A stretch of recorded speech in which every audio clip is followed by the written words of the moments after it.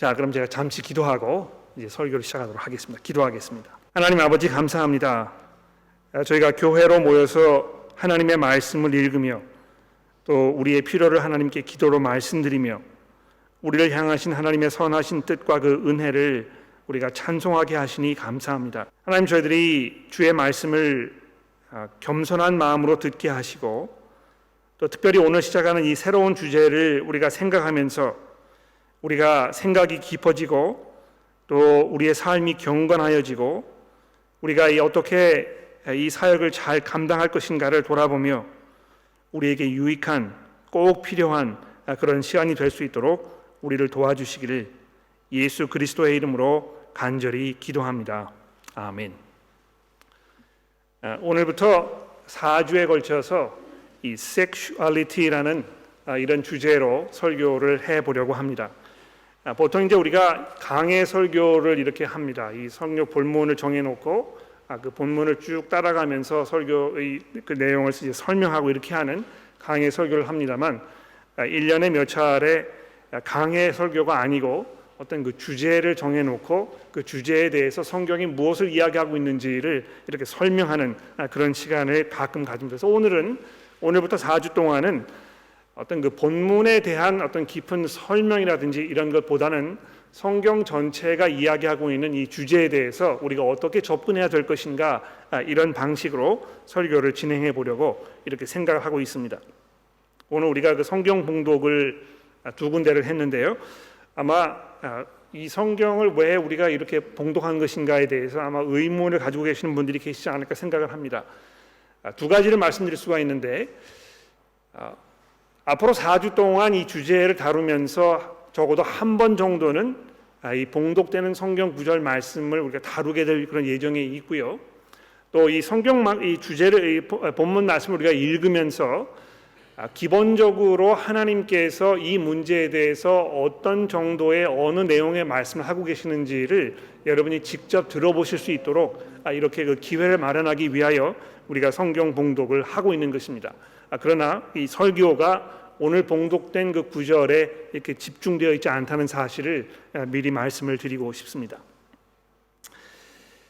자, 이 제목이 이제 그 섹슈얼리티라 이렇게 되어 있는데요. 좀 생소한 단어가 아닌가 이렇게 짐작을 해봅니다. 이 섹스라는 단어가 있는데 이 단어는 일반적으로 두 가지 의미로 사용되지 않습니까? 첫째는 이 남자와 여자를 생물학적으로 구별할 때 사용하는 단어입니다. 그래서 이제 이 문서를 작성을 할 때 내가 남자인지 여자인지 그 성별을 표기하기 위하여 이렇게 하는 난에 보면 섹스가 무엇인지 이렇게 표기하도록 되어 있습니다. 또 둘째는 이 성교 행위를 지칭하는 말인데요.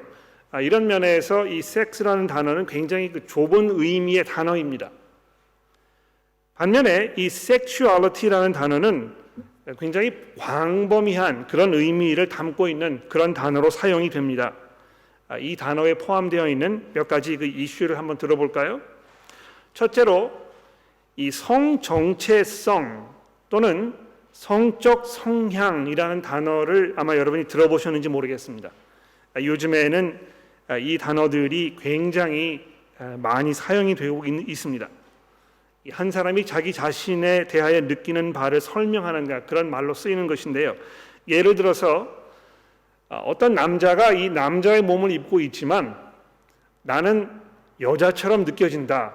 이렇게 말하시는 분들을 우리가 종종 만나보게 됩니다. 그러니까 어떤 그 생물학적인 그 성별 이외에 자기가 느끼는 바 이런 것을 이 성정체성 또는 성적 성향이라 이제 이렇게 우리가 표현을 하고 있는데요. 이런 문제를 그냥 그 섹스의 문제로 다루지 아니하고 이 섹슈얼리티라는 보다 포괄적인 단어로 이렇게 설명을 한다는 것입니다. 여러분 그런 이야기 좀 들어보셨을 것 같아요. 요즘 초등학교나 하이스쿨에 가면 학생들이 화장실을 사용할 때 어떤 그 자신의 성적 성향에 따라서 화장실을 사용하도록 하려는 움직임들이 일어나고 있는 것입니다. 그래서 남자의 몸으로 태어난 사람들은 다 남자 화장실에 가고 여자의 몸으로 태어난 사람들은 여자 화장실에 가는 것이 일반적인 상식이었습니다만 요즘에는 그렇게 하지 아니하고 남자의 몸을 입고 있어도 자기가 여자라고 생각이 되면 여자 화장실에 가서 자기 그 볼일을 볼 수 있도록 이렇게 하는 것이 이 인권을 보호해 주는 일이다. 이런 그 움직임들이 사회에 일어나고 있는 것입니다. 굉장히 심각한 그런 문제이죠.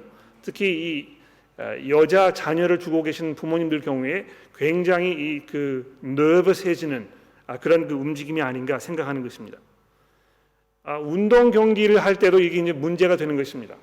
분명히 이 남성 호르몬을 가지고 있는 사람이 분명한데 자기가 여성이라고 주장을 하기 때문에 이 사람이 남성 경기에 가야 할지 여성들만 하는 경기에 가야 할지 이게 이제 문제가 되는 이런 그 사회 이슈가 점점 드러나고 있는 것입니다. 또 그 페미니즘이라는 그 말을 아마 잘 알고 계실 것입니다. 예전에는 이제 그 여성 해방 운동이라 이렇게 얘기를 했습니다만 더 이상 그 이야기를 잘 쓰지 아니하고 이제 그 페미니즘이라 이런 단어를 많이 쓰고 있는데요. 이 페미니즘과 관련된 이 이슈들을 보십시오. 남자와 여자의 그 역할의 차이, 또 그 역할의 차이에 대한 사회적 이해와 기대, 이런 것들이 이제 점점 이슈화가 되고 있지 않습니까? 또 여성의 그 인권이 너무 오랫동안 짓밟혀 왔기 때문에 여성의 이 사회적 지위와 권리를 회복하고 남성들의 그 폭력으로부터 여성들을 보호해야 한다 하는 이런 운동들이 이제 일어나고 있는 것입니다. 이와 같이 이 현대 사회의 이 성의 문제는요 굉장히 복잡하고 또 광범위한 그런 이슈가 되어 버렸습니다. 그래서 이 모든 이슈들을 포함하기 위해서 우리가 이제 그 섹스라는 단어 대신에 이 sexuality라는 이런 단어를 우리가 쓰고 있는데요. 이번 설교의 그 주제가 바로 그런 것입니다. 자, 그런데 한국처럼 이렇게 굉장히 보수적인 문화를 가지고 있는 사회에서는 이런 이슈들을 공개적으로 다루는 것이 굉장히 부자연스럽게 느껴지고 약간 당혹스럽게 생각되실지도 모르겠습니다. 특히 주일 설교 시간에 이제 우리가 이 문제를 다루는 이것이 어떤 면에서 좀 천박하다고 느끼실지도 모르는 것입니다. 또 연세가 있으신 그 시니어 교우 여러분들 중에는 아마 이러한 주제가 나와는 더 이상 직접적인 연관이 없다 이렇게 생각하시는 분들도 혹시 계실지 모르겠습니다. 그러나 우리 앞에 우리가 그리스도인으로서 이 이슈에 대하여 깊이 생각해보고 분명한 이해를 갖고 있지 않으면 안 되도록 상황이 계속 전개되고 있다는 것을 제가 이번 설교를 통해서 여러분에게 말씀드리려고 하는 것입니다. 이거는 이제 우리가 뭐 생각하고 싶은 사람은 생각하고 그렇지 않은 사람은 뭐 딴 생각하고 이렇게 할 문제가 아니고요. 이제 우리가 이 피할 수 없는, 그래서 우리가 깊이 생각해보고 마음을 정리하고 생각을 잘 이렇게 다스릴 수 있는 그런 그 필요가 꼭 우리 가운데 이제 있게 되었다는 것입니다. 또 교회가 내부적으로 이 이슈 때문에 점점 분열되고 있습니다. 호주를 포함한 대부분의 서방 세계 교회들이 여성 목사 안수 문제로 시작해서 동성애의 문제라든지 또 동성애자들을 안수하는 문제라든지 또 이 트랜스젠더 이 문제 등으로 인해서 굉장히 깊은 내부적 갈등을 지금 겪고 있는 것입니다. 또 이런 이슈들 때문에 어떤 그 사회적 태도가 여러분과 저로 하여금 어떤 그 편을 들어야 하는, 우리의 그 분명한 입장을 표현해야 하는 이런 상황으로 흐르고 있다는 것입니다. 그래서 우리가 그냥 더 이상 기존의 성경이 가르치고 있는 내용을 그냥 우리만 가지고 있겠다 이렇게만 얘기할 수 없는, 이것을 우리가 표현하지 않으면 안 되는, 그러나 표현했을 때에 우리가 원치 않는 어떤 대가를 치를 수밖에 없는 이런 상황들이 점점 우리 앞에 펼쳐지고 있다는 것입니다. 믿지 않는 사람들과 이 믿음에 대한 대화를 나눌 때도 이 문제가 종종 거론되기 시작하고 또 이 전도를 하는 데 있어서 이 문제가 중요한 이슈로 떠오르고 있다는 것을 우리가 피할 수 없다는 것입니다. 더 나아가서는요, 이 문제가 우리 교회 안에도 중요한 이슈라고 생각합니다. 여러분과 제가 이 섹슈얼리티라는 이 문제에 대해서 어떤 생각을 가지고 있는지, 여러분들이 혹시 어떤 그 많은 사람들이 이야기하는 이 성 정체성의 문제로 고민하고 계시는 분들 혹시 안 계시는지, 이걸 쉽게 터놓고 얘기하기가 굉장히 어려운 것이죠. 또 그런 분이 우리 가운데 있었을 때에 우리 교회가 어떻게 할 것인가, 이런 문제를 우리가 허심탄회하게 터놓고 얘기하지 않으면 안 되는 이런 그 상황이 우리 앞에 펼쳐졌다는 것입니다. 그래서 우리가 이 기도하는 마음으로 정말 하나님의 말씀을 잘 들어보고 우리가 어떻게 이 문제를 접근해야 될 것인가를 다루는 것이 이번 이 시리즈의 목표라고 생각을 합니다. 자, 근데 우리의 이 처한 상황이 이처럼 긴박하게 진행이 되고 있는데도 불구하고요, 우리 그리스도인들은 아직도 이 이슈에 대해서 이 음지에서 배회하고 있는 그런 형편이 아닌가, 이렇게 생각을 합니다. 아까도 말씀드렸습니다만 이런 문제들을 교회에서 공개적으로 다루는 것에 대해서 민망하게 생각하고 그래서 잘 얘기하지 아니하고 이런 상황입니다만, 그러나 분명히 사적으로는 공공연하게 이 성에 대한 그 주제가 언급되고 있는 게 분명합니다. 특히 남성 교우 여러분들, 혹시 이 자리에 이제 그런 분들 계시는지 모르겠는데요, 사적으로 남성 교우분들이 이렇게 모였을 때 농담 삼아 우스갯소리를 한다고 하면서 가볍게 넘어가는 이야기로 이렇게 툭 내뱉는 그런 유의 그 말 중에 음담패설은 물론이고 또 이 주제들에 대해서 그리스도인으로서 전혀 적합하지 않은 어떤 그 혐오감 또는 어떤 그 편견, 이런 것들을 서심없이 표현하는 그런 경우가 종종 있지 않은지 우리가 돌아볼 필요가 있습니다.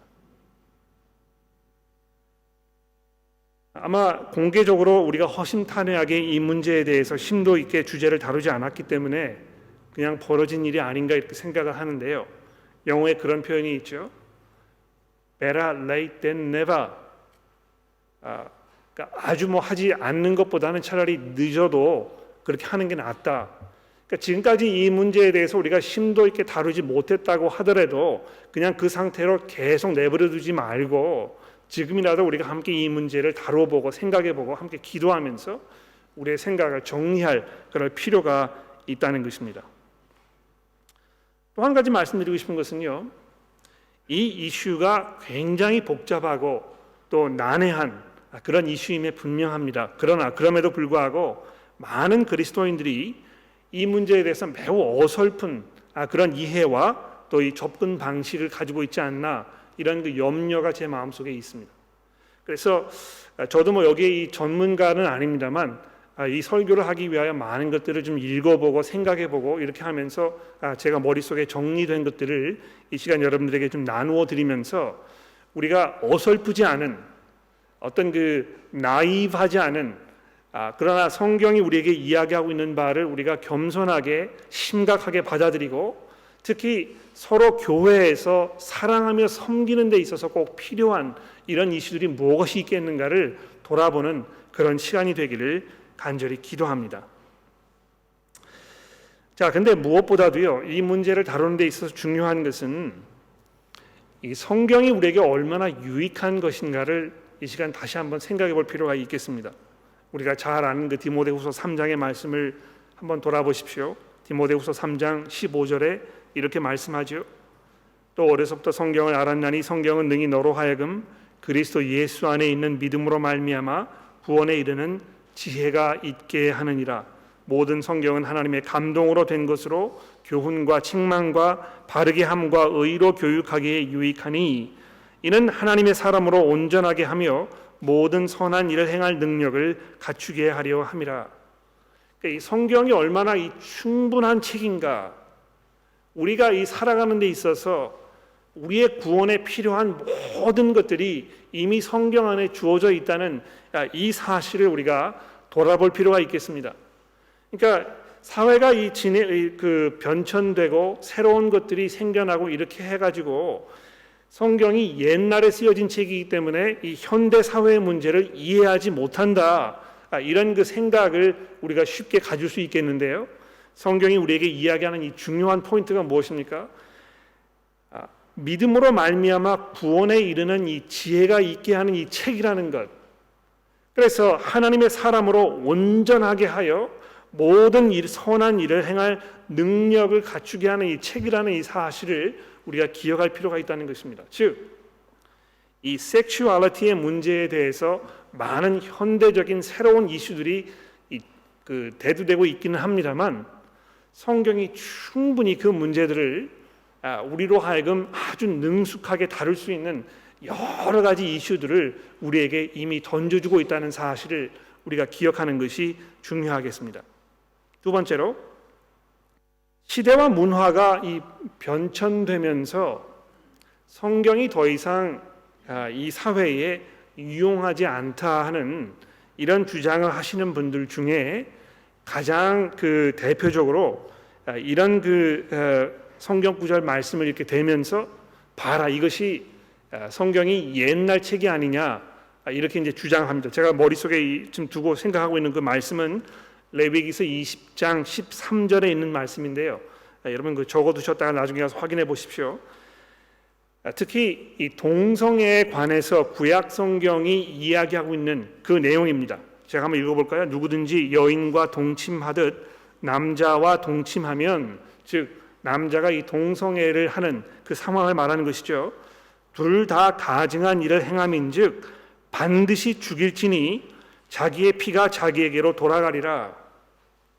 그러니까 구약 시대에 이 동성애를 하다가 발각이 되면 이 사람은 이 극형에 처하는 이런 그 성경 말씀이었다는 것입니다.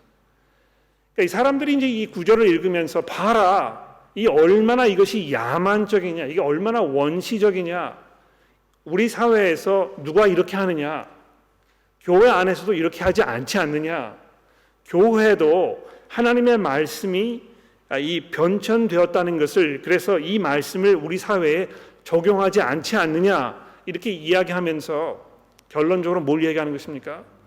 성경이 이야기하고 있는 이 섹슈얼리티의 가르침은 예전의 문제이지 더 이상 우리 교회의 그리스도인들이 현재 삶에 대해서 어떤 권위를 가질 수 없다, 이렇게 얘기하는 것입니다. 자, 그러나 중요한 것이 무엇입니까? 성경을 읽을 때 중요한 원칙이 있지 않습니까? 그렇죠? 구약 성경의 내용이 신약 성경에서 어떻게 귀결되고 있는지, 이것이 어떻게 완성되고 있는지, 이거를 잘 살펴보면서 읽어야 한다는 것입니다. 그래서 여러분과 제가 구약 성경의 말씀을 그냥 무조건 우리 신약 시대에 이렇게 적용해 가지고 여기 다 우리가 순종해야 하느냐, 이렇게 생각하지 않는다는 것이죠. 예수님께서도 그렇게 얘기하지 않았습니까? 내가 이 땅에 온 것은 이 하나님의 말씀을 폐하러 온 것이 아니고, 그렇죠? 그러니까 많은 사람들이 생각하는 것처럼 구약 성경이 더 이상 현대 사회에 적용되지 않기 때문에 이제 이거를 우리가 폐해버려야 한다, 이렇게 생각하시는 분들이 계십니다만, 예수께서 뭐라고 말씀하셨습니까? 내가 이것을 폐하러 온 것이 아니고 이 구약 성경이 이야기하고 있던 거의 하나님의 거기에 담겨 있는 그 원래의 뜻, 이것을 내가 완성시키기 위하여, 성취하기 위하여 온 것이다, 이렇게 말씀하셨다는 것입니다. 그러므로 우리가 이 성경의 이 가르침, 특히 어떤 도덕적인 이슈에 대한 성경의 가르침을 우리가 생각할 때에 예수께서 또 신약 성경이 이 문제에 대해서 어떻게 우리에게 이 결론적인 이야기를 해주고 있는지를 잘 살펴보는 것이 굉장히 중요하다는 것입니다. 그래서 우리가 설교를 앞으로 하면서 그 문제에 대해서 몇 가지 다루어 보려고 합니다. 자, 그런데 아마 이 문제를 우리가 이야기하려면 얼마나 우리가 혼란스러운 그 상황 속에 있는가를 먼저 언급하지 않으면 안 될까 생각을 합니다. 그러니까 이게 지금 실이 막 얽혀가지고요, 이거 풀기가 어려운 그런 상황 속에 지금 와 있다고 생각을 하시면 될 것 같아요. 왜 이것이 이렇게 된 것인가, 이런 지경에까지 가게 된 것인가, 이런 거를 우리가 잠시 돌아보면 아마 앞으로 이 문제를 접근하는 데 있어서 보다 성경적으로 이 문제를 해결하는 일이 조금 더 수월해지지 않을까, 이렇게 생각을 합니다. 무엇이 여러분과 저로 하여금 또 현대 사회의 교회에 이 문제에 대해서 많은 혼란을 불러온 것입니까? 첫 번째로 죄라는 것입니다. 그렇죠? 이 죄의 영향력이 얼마나 파괴적인지 우리가 이것을 그냥 쉽게 넘어갈 수가 없는 것입니다. 여러분, 죄라는 것이 무엇입니까? 이 하나님의 그 선하신 뜻, 이것을 의심하고 하나님의 그 선하신 뜻 대신에 사탄의 거짓말을 더 신뢰하게 되고, 그래서 결국 하나님께 반기를 드는 이 반역 행위, 이것이 바로 죄인 것입니다. 그렇죠? 그래서 이 창세기 3장의 말씀을 우리가 좀 들어볼 필요가 있겠죠. 여러분 성경 가지고 계시니까 한번 찾아볼까요?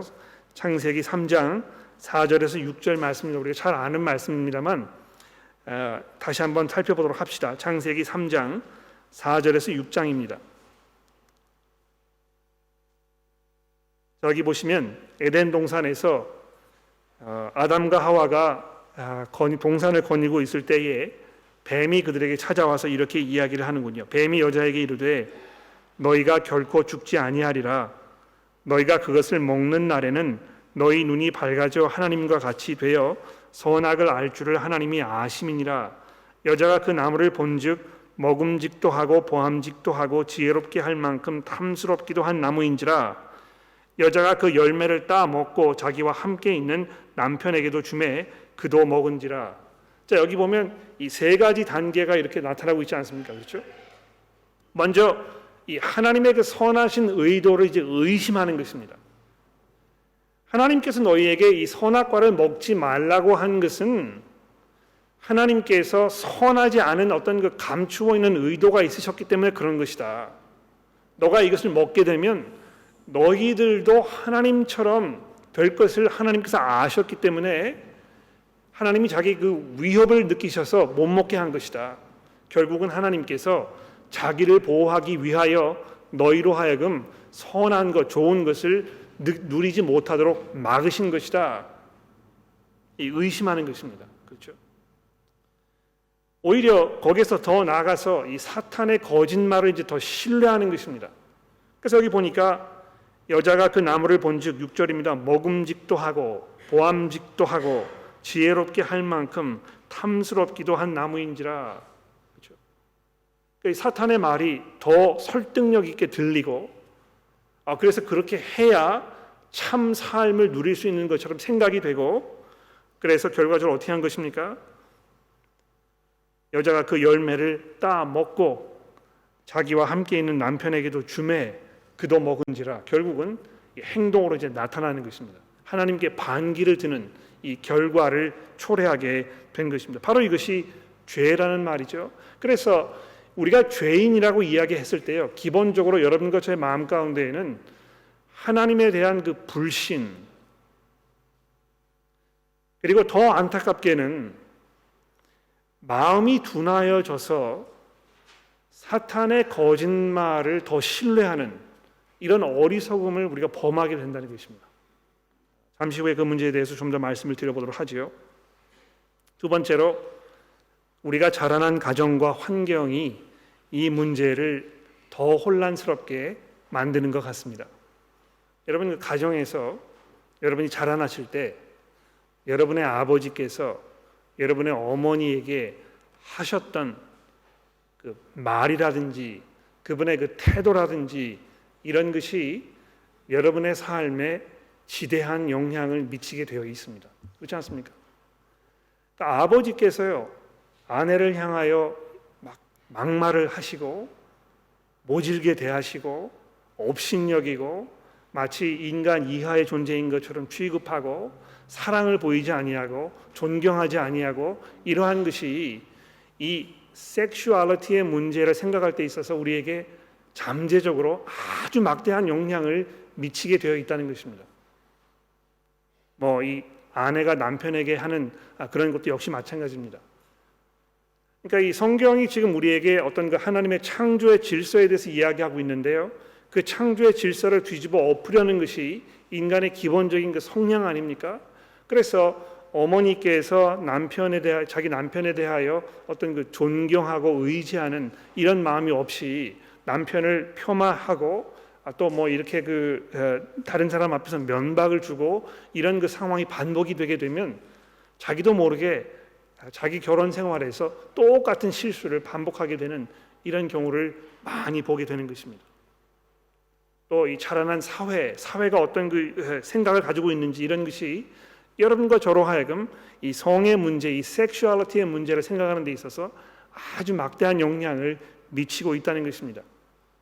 그런데 우리가 이것을 다 파헤치고 다 해체를 시킨 후에 이 성경이 여기에서 어떤 이야기를 우리에게 하고 있는지를 우리가 심각하게 들어보는 이것이 굉장히 중요한 그런 이슈가 아닐 수 없는 것입니다.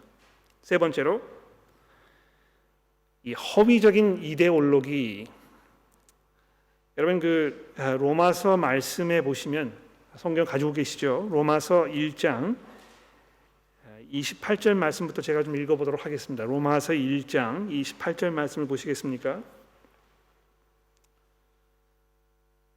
죄가 여러분과 저의 마음 가운데 어떤 그 결과를 초래했는지에 대해서 로마서가 이렇게 설명을 하고 있습니다. 또한 그들이 28절입니다. 마음에 하나님 두기를 싫어하매 하나님께서 그들을 그 상실한 마음대로 내버려 두사 합당하지 못한 일을 하게 하셨으니 곧 모든 불의, 추악, 탐욕, 악의가 가득한 자요, 시기, 살인, 분쟁, 사기, 악독이 가득한 자요, 수군수군하는 자요, 비방하는 자요, 하나님께서 미워하시는 자요, 능욕하는 자요, 교만한 자요, 자랑하는 자요, 악을 도모하는 자요, 부모를 거역하는 자요, 우매한 자요, 배역하는 자요, 무정한 자요, 무자비한 자라. 그들이 이 같은 일을 행하는 자는 사형에 해당한다고 하나님께서 정하심을 알고도 자기들만 행할 뿐만 아니라 또한 그런 일을 행하는 자들을 옳다 하느니라. 자, 여기 보시면 굉장히 끔찍한 상황에 대해서 지금 설명하고 있습니다. 예? 그들이 마음에 하나님 두기를 싫어하며, 그렇죠? 하나님의 그 선하신 뜻을 의심하고 오히려 사탄의 거짓말을 더 신봉하고, 그래서 하나님께 반기를 들었기 때문에요.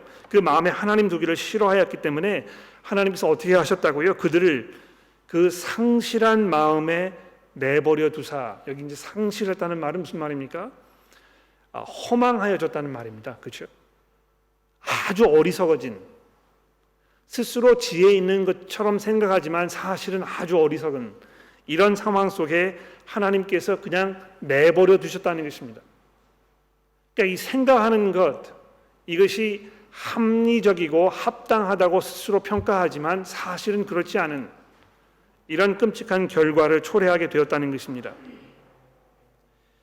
그 대표적인 예로 18세기 유럽에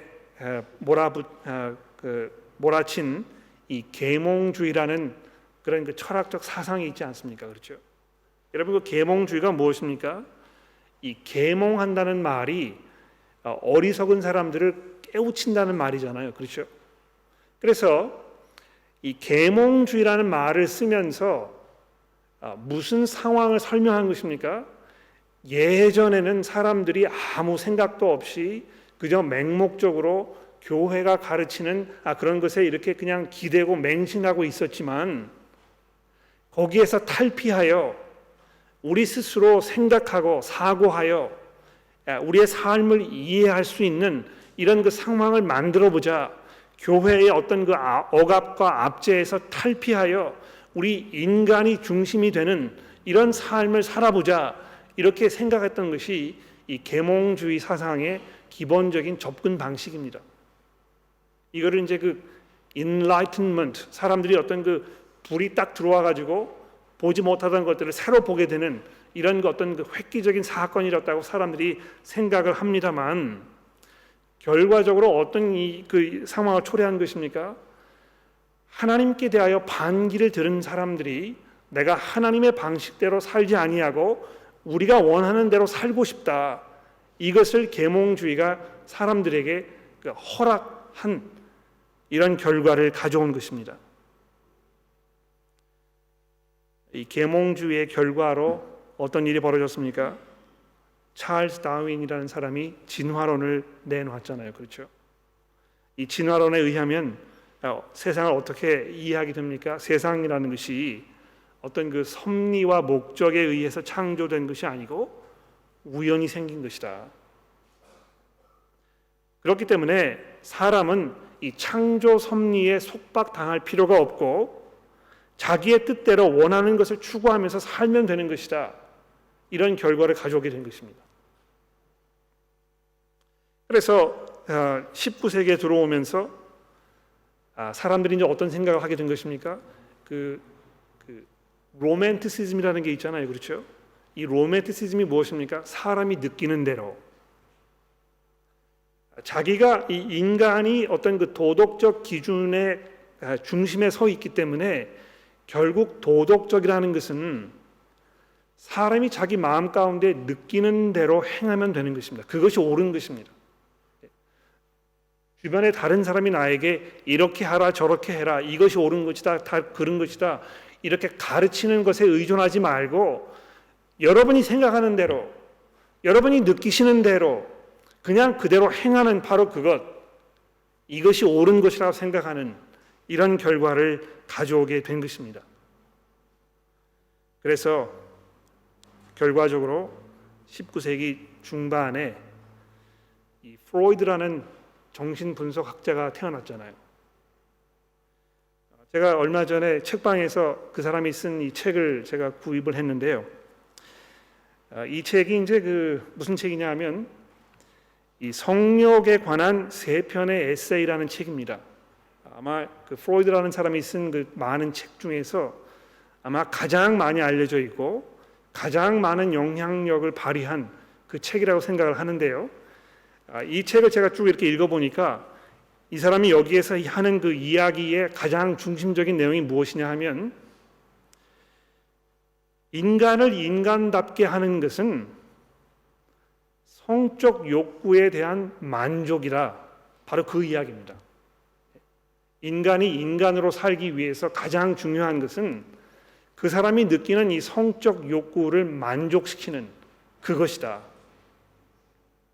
그러니까 이게요, 이 계몽주의부터 계속해서 흘러내려온 이 사상, 이 전개가요, 어디까지 이제 오게 된 것이냐 하면 이 프로이드라는 사람의 이 정신분석학 이 책, 여기에 이제 이 귀결이 된 것입니다.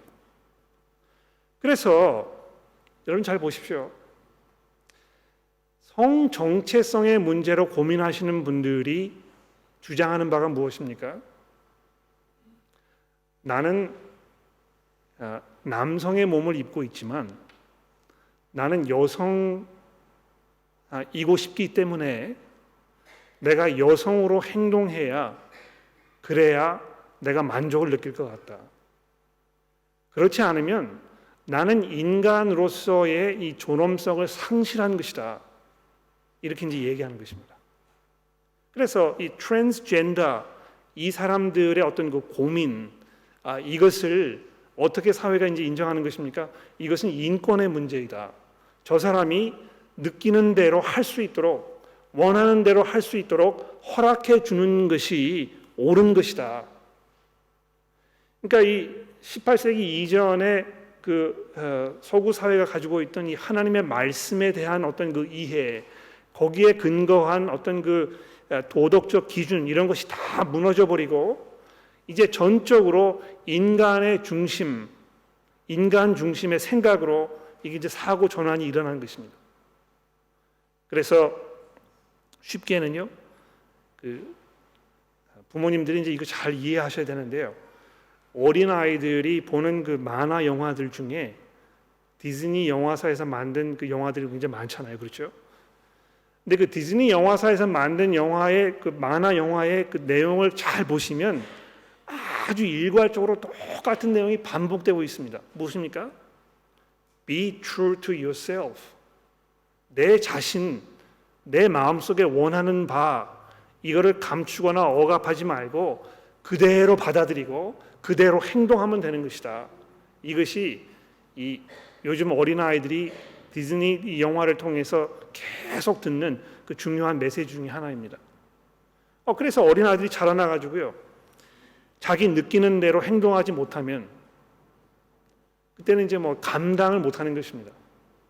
학교에 와도요, 자기가 하고 싶은 대로 못하고 학교가 요구하는 어떤 그 학칙 규칙이 있잖아요. 거기에 맞춰야 되는데 그렇게 못하니까 사회에 적응을 못하는 것입니다. 그래서 굉장히 생활이 어려워지고 이것이 이 정신 문제로 막 이렇게 그 변화가 되고 이런 결과를 가져오게 된 것입니다. 그래서 여러분과 제가 갈림길에 서 있다고 생각합니다. 섹슈얼리티라는 이 문제에 대해서 우리 그리스도인들이 지금 갈림길에 서 있습니다. 어떤 사람들은요, 16세기 그 종교 개혁이 일어났을 때는 이신칭의, 우리가 오직 믿음으로 말미암아 구원을 얻는다는 이 주제가 우리 그리스도인들에게 가장 중요한, 그래서 종교 개혁이 일어나지 않으면 안 되는 이러한 이슈였지만, 현대를 살아가는 우리 그리스도인들에게는 이 섹슈얼리티 이슈가 우리 그 그리스도인들의 그리스도인됨을 정의 내려주는 이러한 이슈라고 이렇게 주장하시는 분들도 있습니다. 그렇게 생각하시니 이해가 돼요. 교회가 이 문제에 대해서 어떤 입장을 취하고 있는가, 이것이 교회를 향한 세상 사람들의 어떤 그 태도, 이거를 결정하게 되는 거 상당히 많습니다. 그러니까 교회가 하나님의 말씀에 의지하고 그 말씀에 순종하려는 모습을 보이면 보일수록 세상의 이 지탄의 대상이 되고 더 계속해서 핍박을 받게 되고, 그러나 그렇지 아니하고 세상 사람들이 이야기하는 내용을 수용하고 그대로 따라가게 되면 환영받고, 그래서 여러분과 제가 이제 어떻게 해야 될 것인가, 이거를 결정하지 않으면 안 되는 그런 갈림길에 이제 서 있는 것입니다. 제가 여기 성경 구절을 3가지를 적어드렸는데요. 베드로전서에 있는 말씀을 적어드린 이유는 선한 죄송합니다. 그 15절 3장 15절 말씀해 보시면, 너희 마음에 그리스도를 주로 삼아 거룩하게 하고 너희 속에 있는 소망에 관한 이유를 묻는 자들에게 대답할 것을 항상 준비하되 온유와 두려움으로 하고, 이렇게 되어 있죠. 그러니까 우리가 이 문제에 대해서 여러분과 제가 가지고 있는 이 성경적인 이해를 잘 설명할 수 있는 그런 그 필요가 우리 가운데 더 중요하게 지금 대두되고 있다는 것입니다. 로마서에 있는 말씀은 이미 제가 말씀을 드렸습니다만, 그 32절 맨 마지막 절에 보시면 우리의 상황에 대해서 이렇게 얘기하잖아요. 그들이 이 같은 일을 행하는 자들은 사형에 당한다고 하나님께서 정하심을 알고도 자기들만 행할 뿐 아니라 또 그런 일을 행하는 자들을 옳다 하느니라. 그러니까 사회가 지금 이런 방향으로 흘러가고 있다는 것입니다. 자기만 그런 일을 하는 것이 아니고 그런 일을 하는 다른 사람들 다 옳다고 인정해주는 이런 사회 속에서 여러분과 제가 어떻게 해야 될 것인가. 그리고 마지막으로 요한복음 15장에 예수님께서 이렇게 얘기하셨죠. 세상이 너희를 미워하면 너희보다 먼저 나를 미워한 줄을 알라. 너희가 세상에 속하였으면 세상이 자기 것을 사랑할 것이나 너희는 세상에 속한 자가 아니요 도리어 내가 너희를 세상에서 택하였기 때문에 세상이 너를 미워하느니라. 내가 너희에게 종이 주인보다 크지 못하다 한 말을 너희가 기억하라. 사람들이 나를 박해하였은즉 너희도 박해할 것이요 내 말을 지켰은즉 너희 말도 지킬 것이라. 그러나 사람들이 내 이름으로 말미암아 이 모든 일을 너희에게 하리니 이는 나를 보내신 이를 알지 못함이라. 내가 와서 그들에게 말하지 아니하였더라면 죄가 없었으려니와 지금은 그 죄를 핑계할 수 없느니라. 그리스도를 향한 세상 사람들의 그 적개심, 이것이 이 섹슈얼리티 이 문제로 인해서 더 심각하게 우리 속에 다가오고 있는 게 분명합니다. 이런 상황 속에서 이제 앞으로 이 시리즈를 통해서 여러분과 제가 생각을 잘 정리해보고 이 중요한 이슈들을 잘 한번 정리해보고, 그래서 우리가 어떻게 살아야 할지, 또 교회 안에서 우리가 어떻게 해야 할지, 서로를 어떻게 대하여야 할지, 이런 것을 잘 정리하게 되기를 간절히 기도합니다. 기도하겠습니다. 하나님 아버지, 저희 앞에 중요한 이슈가 놓여 있습니다. 이제 우리 주변에 벌어지는 여러 일들로 인하여 우리가 이 문제를 피할 수 없게 되었음을 우리가 인지합니다. 그러나 너무 오랫동안 우리가 이 문제를 등한시하여 왔기 때문에, 또 기피하여 왔기 때문에 우리가 혼란스러워하고 또 어떻게 이 문제를 접근해야 될지에 대해서 약간 난감하게 느껴집니다만, 앞으로의 시리즈를 통하여 우리가 하나님의 말씀을 잘 듣도록 도와주시고 우리가 이 중요한 문제를 잘 정리할 수 있는 좋은 기회가 되기를 기도합니다. 하나님, 저희가 사랑으로 진리 가운데에서 이 문제를 접근하게 하시고 또 경건하게 사는 삶이 우리에게 무엇을 의미하는지를 깊이 돌아보는 마음으로 우리가 이 문제를 다룰 수 있도록 도와주옵소서. 하나님, 혹시 우리 가운데 이 이슈로 인해서 깊은 고민을 하고 있거나 또 어려움 가운데 처해 있는 교우들이 계시다면 하나님께서 그들의 마음을 위로하여 주시고 또 우리가 교회로서 어떻게 이 문제를 접근할 것인지 잘 정리하는 가운데 우리가 사랑으로 서로를 대하며 격려할 수 있도록 도와주시기를 예수 그리스도의 이름으로 간절히 기도합니다.